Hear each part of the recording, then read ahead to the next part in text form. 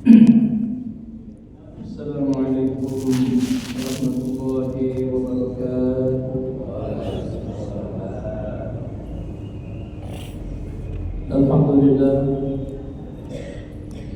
alhamdulillahilladzi 'allama bil qalam, 'allama al-insana ma lam ya'lam. Asyhadu an la ilaha illallah wahdahu la syarika lah. وأشهد أن محمدا عبده ورسوله المبعوث رحمة للعالمين. اللهم صل وسلم وبارك على سيدنا وحبيبنا وشفيعنا ومولانا محمد صلى الله عليه وسلم وعلى آله وصحابته ومن تبعهم بإحسان إلى يوم الدين. أما بعد. قالوا سبحانك لا علم لنا إلا ما علمتنا إنك أنت العليم الحكيم. وحسبنا الله ونعم الوكيل، نعم المولى ونعم النصير، ولا حول ولا قوة إلا بالله العلي العظيم. Bapak Ibu hadirin hadirat jemaah subuh dimuliakan Allah Subhanahu wa taala. Alhamdulillah, kita bersyukur kepada Allah Subhanahu wa taala karena diberikan kekuatan untuk senantiasa mendekatkan diri kepada Allah melalui berbagai macam ibadah yang mungkin telah kita tunaikan. Ada yang baru jam 3:30, ada yang jam 4, dan memanfaatkan waktu-waktu itu untuk senantiasa mendekatkan diri kepada Allah Subhanahu wa taala melalui ibadah salat lain. Bahkan mungkin ada yang masih menyempatkan diri untuk berzikir dan membaca Al-Quran sebelum ke masjid. Baru saja kita melaksanakan salat subuh secara berjamaah dan bahkan dilanjutkan dengan zikir dan doa. Ada salah seorang ulama bernama Abu Bakar Ash-Shibli. Beliau seorang wali. Suatu ketika mendatangi seorang ulama juga, tapi beliau menganggap bahwa Imam Ibnu Mujahid itu adalah ulama yang wajar untuk beliau tempati berguru dan belajar, sehingga mendatangi Imam Ibnu Mujahid. Singkat ceritanya, sampai di depan Imam Ibnu Mujahid, tiba-tiba Imam Ibnu Mujahid mencium keningnya di antara kedua kening Imam Ash-Shibli. Jadi dimuir kalau menurunnya. Imam Ash-Shibli heran,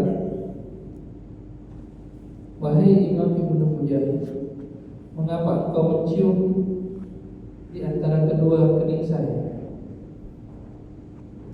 Imam Ibnu Mujahid menjawab, aku mencium di antara kedua keningmu karena Rasulullah pun juga aku pernah melihat dalam mimpiku mencium di antara kedua kening. Jadi urai rumah mimpi Imam Ibnu Mujahid, ya, itu katulu-tulu lain terima mimpi. Katulu-tulu biasa katulu-tulu. Ya, di dalam Al-Quran itu kan ada 5 macam mimpi. Ada namanya hilmun, ya, ada ru'yah shadiqah, ada al-manama, ada al-waqi'iyah, ada mukasyafah. Jadi 5 rupanya itu katulu-tulu. Ya, mimpi kalau dalam Al-Quran itu semuanya punya makna tersendiri. Ya, tidak mungkin Allah mau menceritakan ini di dalam Al-Quran kalau mimpi itu biasa-biasa saja. Ya, mimpi itu sesungguhnya adalah perbuatan Allah Subhanahu wa taala. Iya. Akan hilang sebahagian sumber ilmu pengetahuan kalau mimpi itu tidak dipercaya. Karena hukum, ya, lahirnya hukum kurban itu bersumber dari mimpinya Nabi Ibrahim. Ada juga mimpinya Nabi Yusuf. Ya. Kemudian Bapak Ibu sekalian, ya, sebahagian juga wahyu turun melalui mimpinya para nabi-nabi, termasuk Nabi kita Muhammad sallallahu alaihi wasallam. Ya, kalau mimpinya para wali bisa disebut dengan kasyafah. Ya, itu sifatnya ilham, bukan lagi wahyu. Ya. Baik, kita kembali mimpinya Imam Ibnu Mujahid. Melihat Nabi mencium di antara kedua kening Imam Asyibli. Di situ Imam Ibnu Mujahid bertanya, "Ya Rasulullah, mengapa engkau mencium di antara kedua kening Imam Ibnu Mujahid?" Itu dalam mimpi. Apa kata Nabi sallallahu alaihi wasallam? "Wahai Ibnu Mujahid, aku mencium di antara kedua kening Asyibli karena dia tidak akan pernah meninggalkan tempat duduknya setelah setiap kali melaksanakan sholat fardu sebelum membaca dua ayat terakhir dari surah At-Taubah atau surah Bara'ah." Ya, itu diceritakan dalam kitab Masailul Ibad karangan Imam Nawawi Al-Bantani. Beliau adalah guru daripada Imam, ya, Muhammad Darwis atau yang biasa kita kenal dengan Kiai Haji Ahmad Dahlan. Banyak murid-muridnya termasuk Imam Hasyim Asy'ari, ya, dan beberapa ulama-ulama terkenal. Pernah jadi imam di Mekah karena beliau belajar puluhan tahun di Mekah, bahkan pernah menjadi imam di Masjidil Haram. Itu Imam Nawawi Al-Bantani. Murid-muridnya banyak. Ini diceritakan dalam kitab Masailul Ibad. Nah, apa ayat kedua, dua ayat terakhir di dalam surah At-Taubah itu? Salah satu surah yang tidak pakai bismillah di awalnya di dalam Al-Qur'an. Ya. Laqad ja'akum rasulun min anfusikum 'azizun 'alaihi ma anittum harisun 'alaikum bil mu'minina ra'ufur rahim. Fa in tawallaw faqul hasbiyallahu la ilaha illa huwa 'alaihi tawakkaltu wa huwa rabbul 'arsyil 'azim. Inilah dua ayat terakhir yang tidak pernah sama sekali ditinggalkan oleh Imam Asyibli setiap kali selesai sholat fardu. Atas dasar karena pendekatan diri kepada Allah dengan mewiridkan, ingat Bapak Ibu sekalian, ada zikir, ada wirid, ada tafakkur, ada tazakkur. Itu beda-beda, tapi jenisnya hampir sama dengan zikir. Kalau zikir itu tidak tertentu jumlahnya dan waktunya pun juga tidak ditentukan. Itu namanya zikir. Ya. Kalau wirid ini yang tertentu jumlahnya, kemudian waktunya pun juga ditentukan. Wirid ini tidak semua orang bisa melakukan karena nanti ada warid dari Allah, pemberian dari Allah. Iya. Kalau Allah mau, ya Allah akan berikan kekuatan kepada sang hambanya untuk melakukan wirid. Wirid ini biasanya juga melahirkan wali, hadiah atau keajaiban dari Allah. Tapi jangan gara-gara ini mendapatkan warid lantas ingin berwirid. Tidak semuanya orang bisa lakukan ini. Wirid ini kalau mau diumpamakan itu sama dengan logam mulia yang sangat mahal. Ya, maka tidak semua orang bisa membeli logam mulia yang sangat mahal itu. Makanya tidak banyak orang yang mau melakukan wirid. Ya, wirid-wirid, ya, sampai ada yang mengatakan bid'ah. Ya, mohon maaf ya. Istighfar 100 kali per hari setiap selesai sholat subuh atau di pagi hari, dengan membaca juga la ilaha illallah dengan jumlah yang tertentu, entah itu 100 atau 300, dan salawat 100. Kalau itu didawamkan istiqamah, ya, itu kan istiqamah ya, istiqamah yang paling penting. Itu wirid namanya, dan itu bisa melahirkan warid. Tapi jangan gara-gara ingin mendapatkan warid dari Allah, ya, lantas berwirid. Kita jadikan saja sebagai pendekatan diri kepada Allah. Ini luar biasa Bapak Ibu sekalian. Kalau orang sudah mampu diberikan keistiqomahan dari Allah, itu semua sangat luar biasa. Itu juga dilakukan karena Nabi mengatakan ya mutul mar'u ala ma ya'ishu alaih. Seorang manusia mati karena apa yang dibiasakan pada saat dia dalam keadaan hidup. Menjelang meninggal, dengan gampangnya mengucapkan kalimat la ilaha illallah karena membiasakan lisannya mengucapkan la ilaha illallah. Ini Bapak Ibu yang dimuliakan Allah. Ya. Baik, jadi laqad ja'akum rasulun min anfusikum. Itu juga sebagai bukti rasa cintanya kepada Nabi, karena ayat ini berbicara tentang Nabi Sallallahu Alaihi Wasallam. Keistimewaannya juga di situ ada. Ya. Jadi jangan dianggap remeh wirid itu. La ilaha illallah wahdahu la syarika lah, lahul mulku wa lahul hamdu wa yumiitu wa ala kulli syai'in qadir. Itu 10 kali kan setelah itu dalam hadis dalam kitab Irsyadul Ibad. Itu 10 kali setelah sholat subuh dan 10 kali setelah sholat maghrib. 3 kali selanjutnya yang lain, Allahumma ma'ajirni minan nar. Kalau banyak Allahumma ajirna minan nar. Kenapa itu dibaca Allahumma ajirni minan nar? Kalau sendiri Allahumma ajirna minan nar, kalau banyak imamnya. Karena walaupun dalam hadis disebutkan bahwa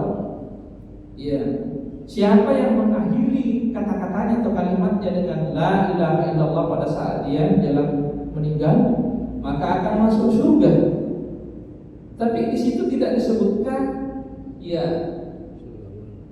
masuk surga, apakah masuk surga langsung atau masuk surga transit dulu di neraka.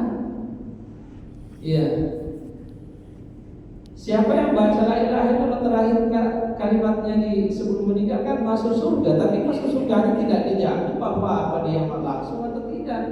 Boleh jadi masuk surga tapi mampir dulu di neraka. Inilah sebabnya mengapa kita memohon kepada Allah, Allahumma ajirni kalau sendiri minan nar. Buat taqabbalaika taqabbalaika boleh dia neraka.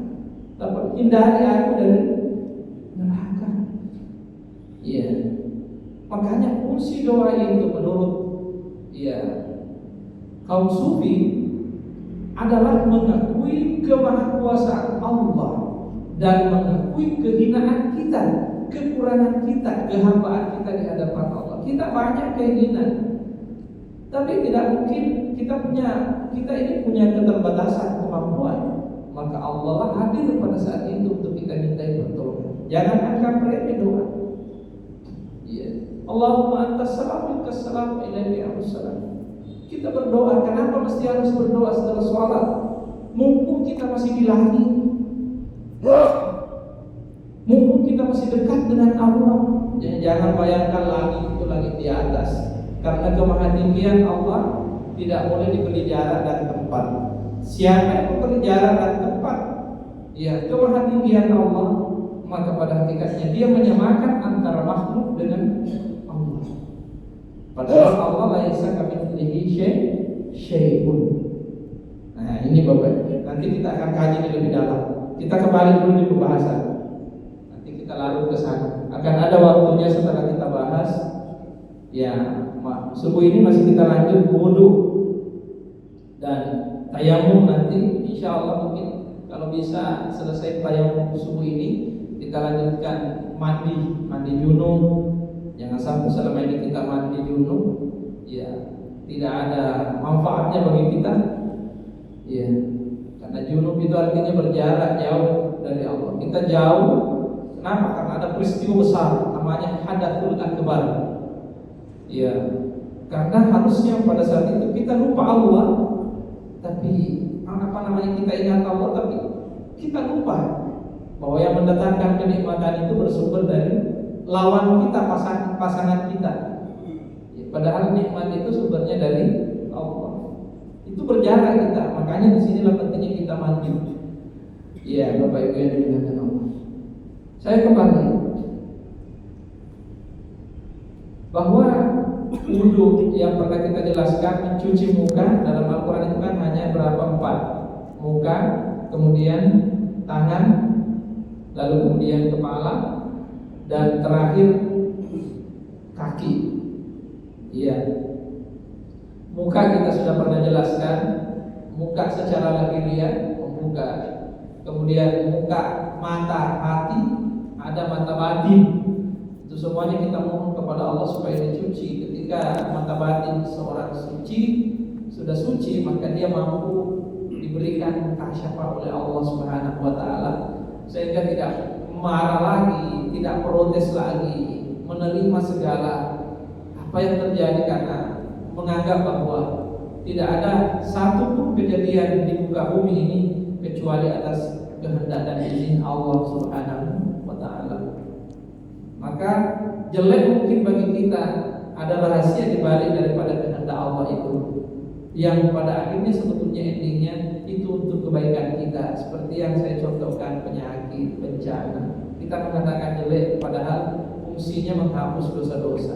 Jadi tidak ada jelek mata Allah untuk hamba-Nya. Kemudian selanjutnya, ya, tangan. Ya, siapa yang pernah dipegang, siapa yang pernah diremas, siapa yang pernah ditunjuk, salah menunjuk orang. Tangan juga adalah lambang tanggung jawab, amanah, ada penyelewengan di situ.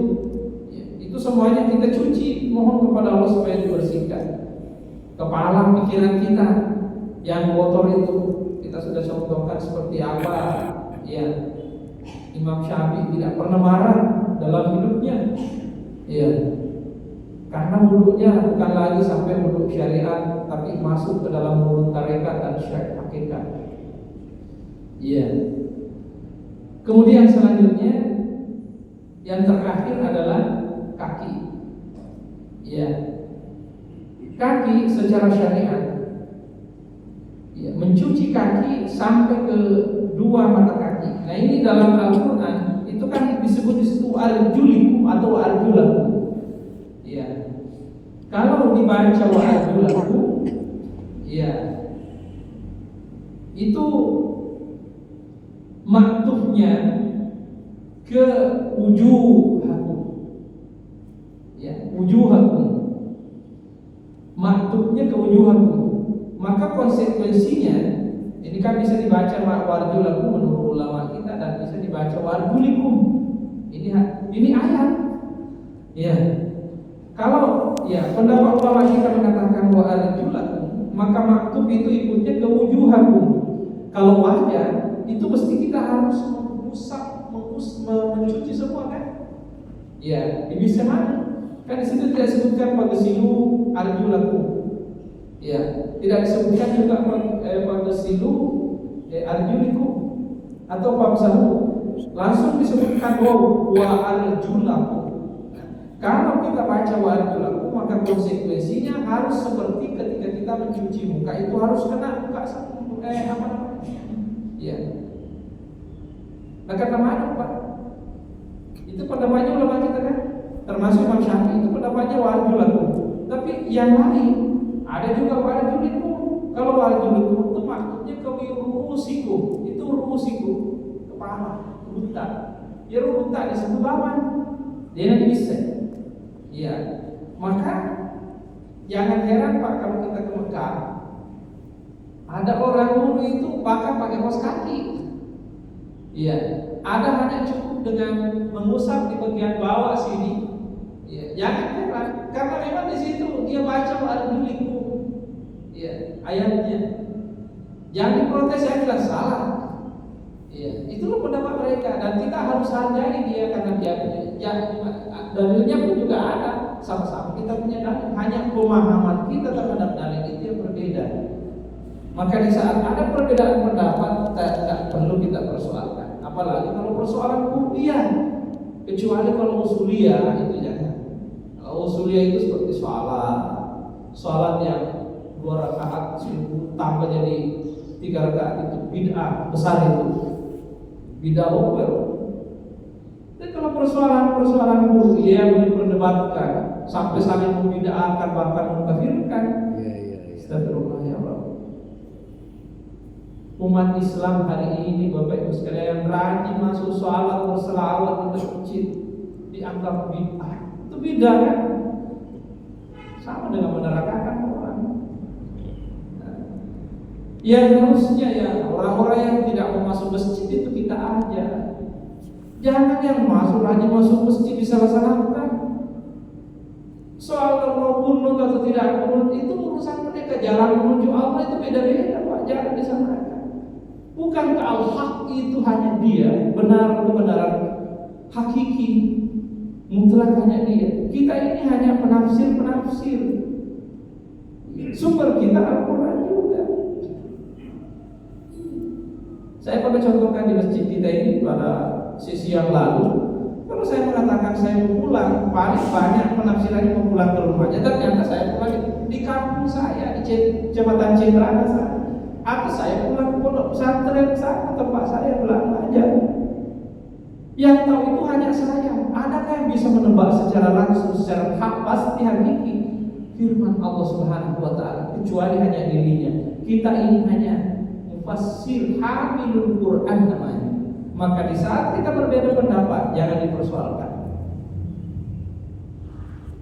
Dan kalau kita bisa membesar-besarkan perbedaan ini, itu peluang besar bagi orang yang tidak suka dengan umat Islam untuk memasuki umat Islam dari dalam, hancurkan Islam dari dalam dengan membuat beberapa. Nah, ini hati-hati Bapak Ibu sekalian.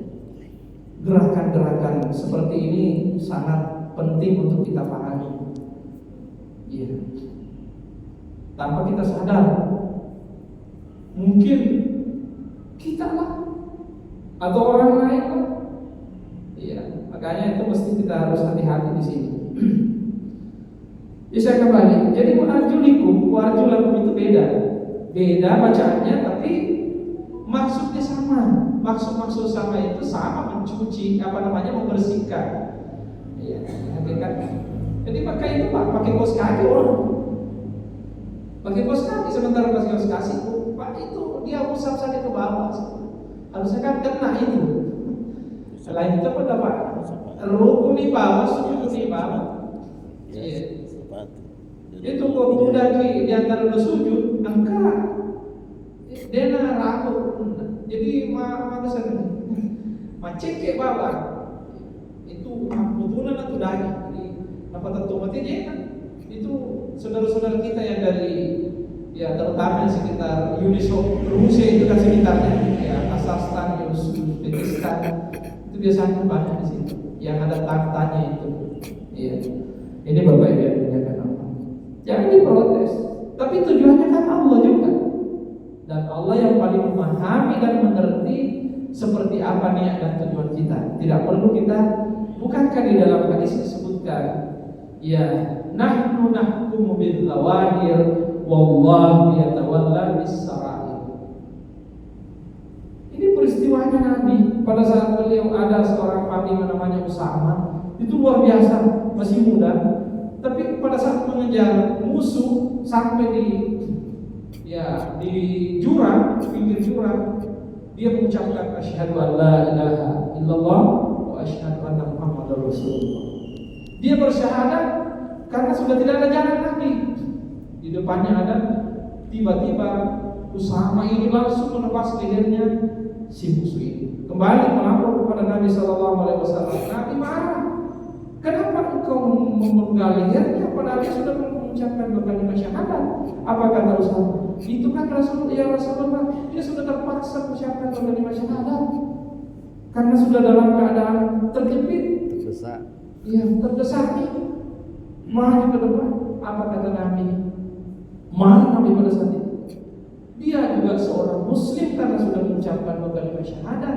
Disinilah kenapa Nabi mengatakan nahnu nahkumu bidzawahir wallahu yatawalla bis-sarair.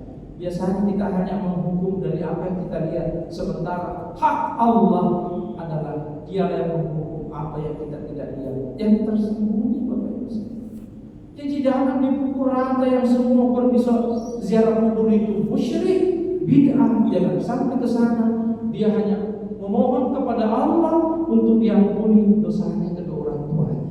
Cuma tidak enak kalau misalkan di rumah atau di masjid mendoakan karena rasa-rasanya beda, Pak. Kalau kita memegang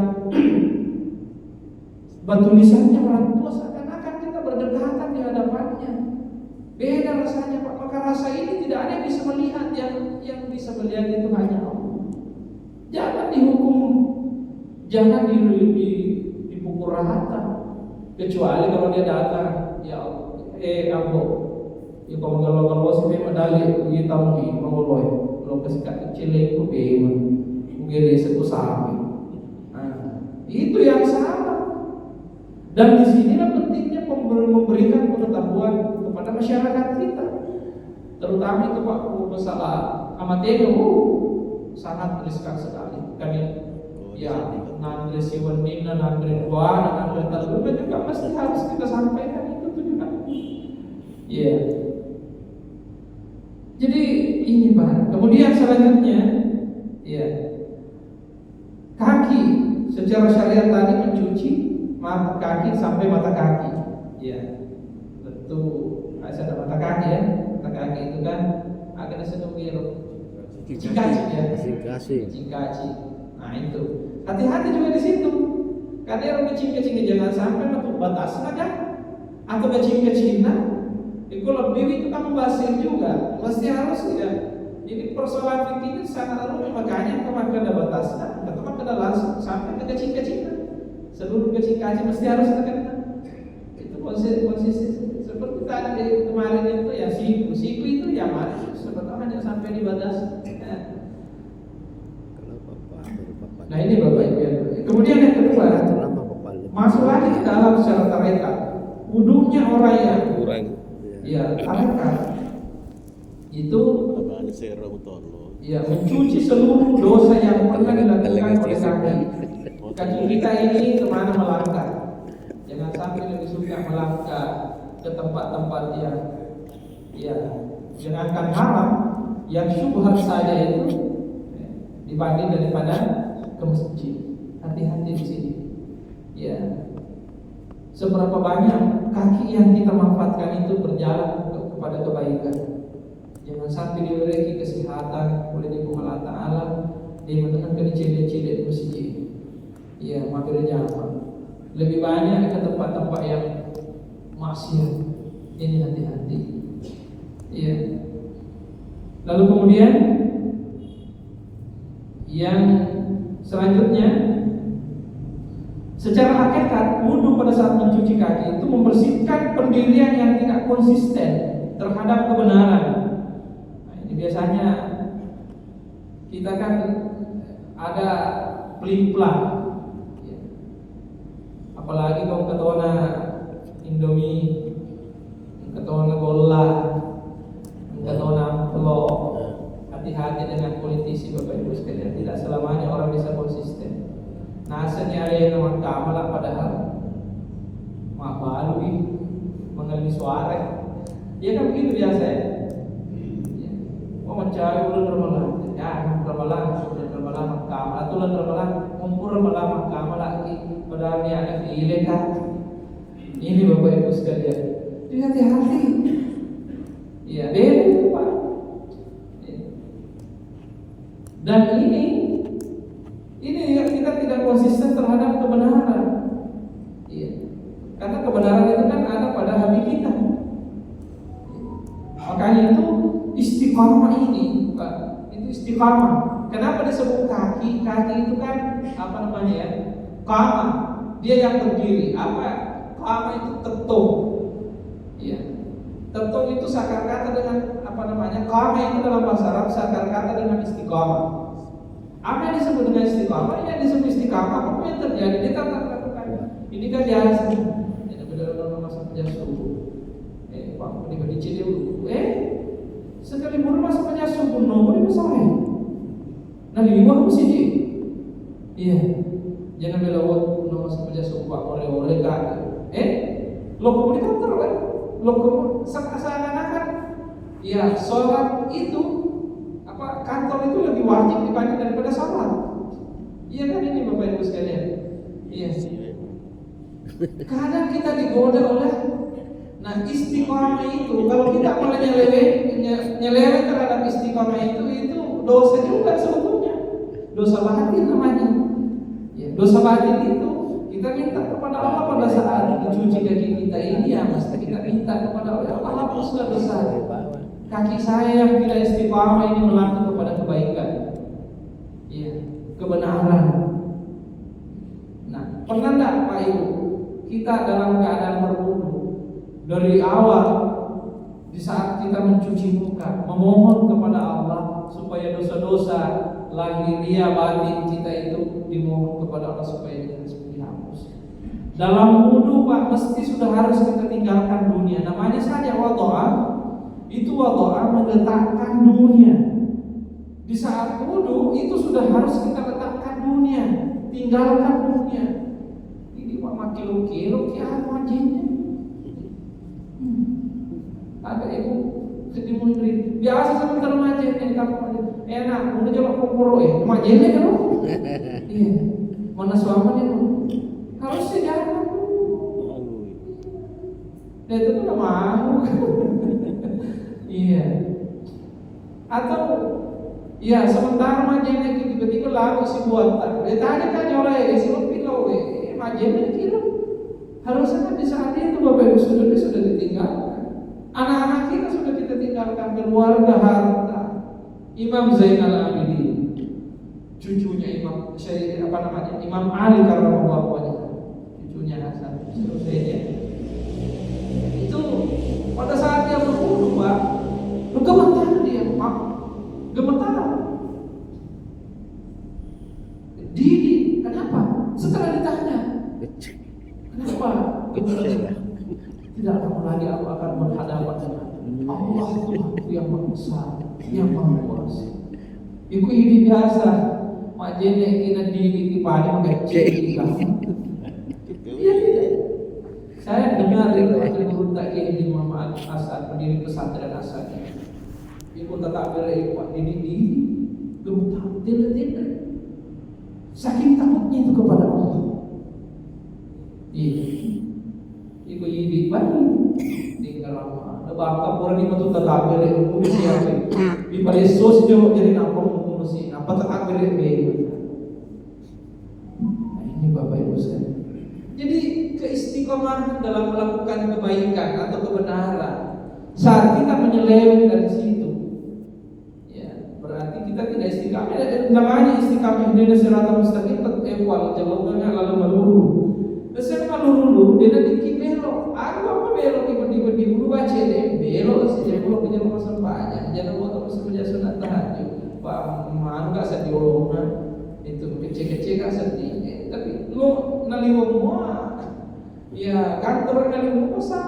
Ini Bapak Ibu sekalian. Berarti dia istiqim namanya itu. Yang disebut istiqim itu apa yang terjadi dulu saja. Kalau tidak bisa bangun berdiri kan ada dulu, ada bahan juga Bapak Ibu sekalian. Makanya orang yang istiqomah itu Bapak Ibu sekalian, kalau misalkan masa penjaduhan petanakan lalu sesuai, tapi sibuk lalu masuk penjasuhan, lalu baik gara-gara sibuk dikawal tuna, wih di masuk penjatuhan ini. Orang yang istiqamah itu Bapak Ibu sekalian, besok kalau dia sholat duha nasilih sama dengan fardu. Iya, sama dengan fardu. Maksudnya nasuduri. Jadi biasanya petang kasar penjaduhan. Nasilihnya pancen jalur raka bapak penjaduhan itu pas subuhnya yang sebelumnya. Makanya di dalam hadis itu kan disebutkan dalam kitab Irsyad itu disebutkan bahwa ya orang yang sudah tidak lagi mampu membedakan antara sunat dengan fardu dengan sunat, artinya dia samakan, merasa berdosa kalau dia tinggalkan sunat yang selama ini dia istiqomahi itu. Ya, hati-hati dengan orang ini. Karena orang semacam ini Bapak Ibu sekalian biasanya Allah tidak segan-segan memberikan pertolongan dengan meminjamkan penglihatannya, pendengarannya, hatinya sudah bersuci. Karena kenapa? Saking dekatnya dengan Allah Subhanahu wa taala. Aman kan tadi? Sudah masuk ya? 5 menit Pak. 5 menit lagi. Masih ada? 5 menit. 5 menit. Kita lanjut ya? Iya. Harus selesai. Karena sudah 3 kali ini masih sementara putaran dulu, 3 kali pertemuan. Dewa, ini hanya disingkat-singkat ini Pak. Kalau kita ulangi kaji sampai ke dalam, mungkin sampai beberapa pertemuan itu baru bisa selesai. Nah, jadi 37 tambah 10. kita pernah istiqamah bahwa saya sudah tidak mau lagi melanggar. Lona, pokoknya dia mau melanggar. Tiba-tiba tak melanggar sih. Kan namanya manusia begitu kan. Dia nulo melanggar. Pokoknya dia nulo banyak saja. Dia nulo tentang jemaah. Itu tentang mufilah. Itu namanya menyeleweng dari istiqomah. Itu juga dosa batin namanya. Terus secara lahir mungkin tidak apa-apa kan, berjamaah itu menurut pendapat Imam ini sunnah, tapi menurut dia ini wajib. Nah itu, maka itu Bapak Ibu sekalian, kalau ada ya sesuatu kebaikan yang pernah kita berjanji untuk tidak lagi meninggalkan kebaikan itu, lantas kita tinggalkan, itu juga penyelewengan namanya, berarti tidak istiqamah. Dan di saat kita mencuci kaki seharusnya itu kita mohon kepada Allah supaya dosa ketidakistiqomahan itu diampuni oleh Allah. Jadi dalam wudu itu Pak, ada doa-doa tersendiri yang kita ucapkan dalam hati. Ingat pernah saya sampaikan mungkin doa secara lisan itu yang diucapkan oleh lidah, ya itu namanya doa bil lisanil maqal. Ikutnya biasa digalade malampi, biasa di 20 itu ramalan, turun itu matu lera terus kata, daftar ni mana berdua, matu gilo, daftar lu halama, lu dua, turun di sedera terus kata di tolak. Itu doa bil lisanil maqal. Menurut Imam Ibnu Arabi, doa bil lisanil hal, doa yang diucapkan dalam batin, dalam hati, ya, itu jauh lebih afsah, lebih bagus ketimbang daripada doa yang diucapkan oleh lisan. Karena biasanya lisan itu didikte oleh nafsu. Yang kedua, kita memaksa Allah untuk menerima doa kita. Terima ya Allah, tapi dalam hati rintihan batin berdoa kepada Allah itu jauh lebih dekat dan lebih gampang Allah terima ketimbang daripada doa yang diucapkan dengan lisan. Maka di saat kita berwudu, memang kita tidak mengucapkan doa itu melalui lisan. Ya, di saat ini hanya ini kan yang menjadi itu rukun doa itu, ya. Salah satunya adalah niat. Setelah niat kan kita bebas. Bodinya mau doa, pada makan pada saat di bisel do jari kita. Terlalu enggak terus ada do jari tempat berat kagak. Coba. Lalu dia kemudian mulut apanya? Dosanya mulut. Ya. Mohon kepada Allah supaya dicuci dosa mulut kita. Muka di sini Pak paling ya. Setelah kita berwudu, ya. Waktu majene pataraka hadis dicukun karena Allah Ta'ala. Ada peristiwa kecil yang pernah terjadi. Siapa yang pernah kita lihat jika boleh dijalin di pesan luka mata di kepala laka mata dan sebagainya itu dosa-dosa mata semua. Kemudian mata mati. Makanya itu di saat setelah kita niat, ya, dan sedikit Allah Ta'ala pada saat pencucian yang kedua itu jangan dilafazkan karena kalau dilafazkan itu terlalu lama. Cukup niat saja. Aku tak dapatkan dosa apa sih mata hati yang terlalu cinta kepada dunia. Iya. Terakhir, ada pun dosanya martabat itu yang tidak mampu melihat hakikat dalam di alam ini. Itu cukup dengan dia toga ba tepat jadian ka wajene cahaya rilupaku riwatu dia sorry mati. Itu kan tentara nanti perayaan bro. Ya tukang mudu itu Bapak Ibu sekalian. Itu akan mukanya akan bercahaya nanti. Di saat kita mencuci tangan itu juga dosa-dosanya tangan kita mohon kepada Allah. Opon dapat tadi terlalu gak dosana 5 tahun. Opon dapat tadi mainan. Iya. Surah malak matu suri mundri nasi boleh matang. Opon terlalu gak dosana 5 bio. Opon dapat tadi mainan. Aja lalu dapat tadi mainan dosana 5 bio. Ini kan di bisa bawa kita. Iya. Jadi bagaimana wudhu kita itu bisa berbekas sampai kita bawa ke sholat, sehingga dalam sholat kita itu betul-betul mi'raj kepada Allah Subhanahu wa taala. As-shalatu mi'rajul mukminin. Dua aja tak ada lemana di muka Allah Ta'ala supaya Nabi share dosa dua aja. Ini Bapak. Ya. Oh buat kalau orang nggak dosa dua aja. Oh buat tailing aja kalau itu juga ada cengeng. Iya kan begitu. Lo ke berjamaah, lo ke majelis taklim, lo ke pengajian. Istiqamah Pak. Istiqamah.